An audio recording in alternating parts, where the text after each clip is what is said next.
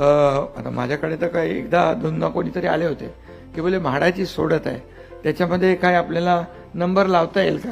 बोले बिलकुल लावता येणार नाही, मुख्यमंत्री असं. अरे तुम्ही मुख्यमंत्री आहे? बोले बिलकुल नाही, मी मुख्यमंत्री असलो तरी याच्यात ट्रान्सपरन्सी असली पाहिजे, बिलकुल पारदर्शकता असली पाहिजे.